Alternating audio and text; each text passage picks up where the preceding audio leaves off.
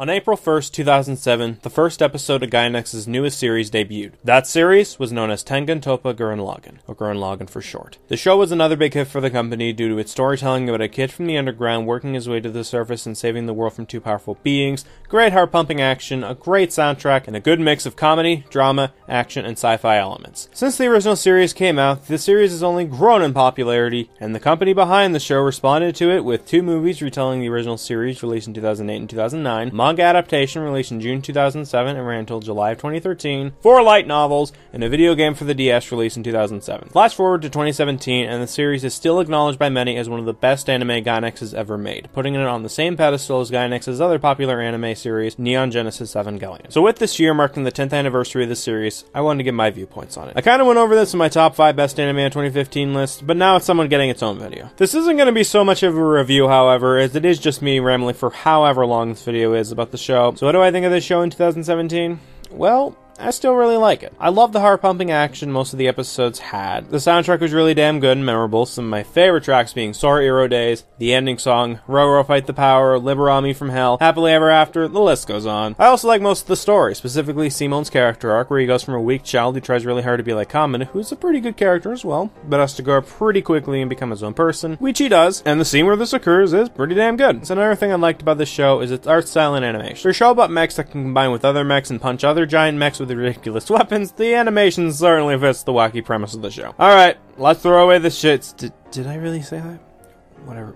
Let's talk about what I didn't like about the show. While I did enjoy the story for the most part, the second half of the series is not as good as the first. The Anti-Spiral arc's first main problem is the time skip itself. I'm sorry, but even for a show as wacky as this, I cannot buy them making this big of a city in the amount of time the time skip was, and then basically living regular lives again. Sorry, that's stupid even for this show. Another thing I hated, Nia's reveal as an anti-spiral. I'm sorry, but when I saw this in the show, I was face-palming. This was one of the dumbest revelations I had seen in the show, largely because we had no real build-up to her being one until this arc. But hey, maybe she'll do more as a villain than as a hero, which ties into my second problem. She doesn't do much as an anti-spiral. So what was the point of making her an anti-spiral then? It's not like there was no other method for the bad guys to get their message across without turning Nia evil. You couldn't have taken all of our tech to make the announcement, or just did a telepathic message or something? Oh wait, my mistake. If they didn't make her an anti-spiral, then she would have lived after the anti-spiral was killed. Sorry, I keep forgetting that Gainax loves to screw over their main leads. Yes, I'm salty. Why do you ask? Point is, if you're gonna make her a bad guy and then basically do nothing with her as a bad guy,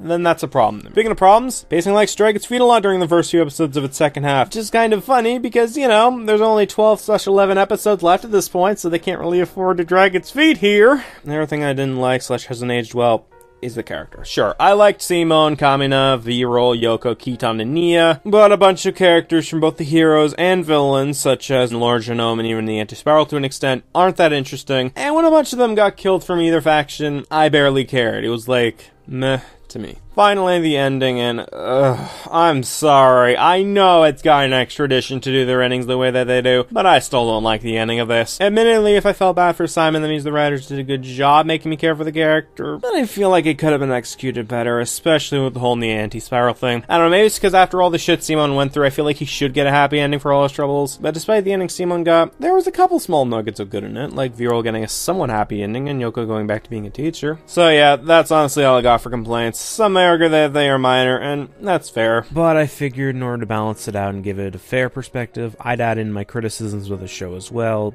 even if they're minor, because, you know, might as well try and balance it out somewhat. So yeah, how does Gurren Lagann fare 10 years later? Honestly, I still think it holds up pretty well for the most part. Odds are that opinion might change in 10 years, but for now, I think it's aged well for the most part. But that's just me. What are your experiences with Gurren Lagann? Have you seen it? Do you think it's good or shit?